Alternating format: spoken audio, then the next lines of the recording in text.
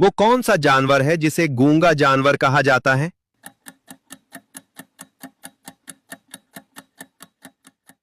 सही जवाब जर्राफा।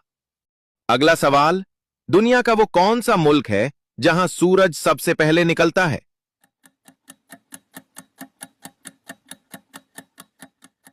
सही जवाब जापान। अगला सवाल, वो कौन सा जानवर है जो अपनी आंखें खोलकर सोता है?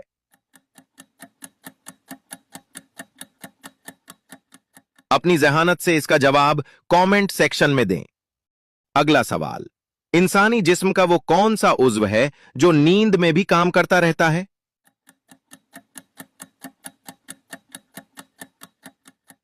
सही जवाब दिल। अगला सवाल, दुनिया का वो कौन सा समंदर है जिसका पानी सबसे ज्यादा नमकीन है?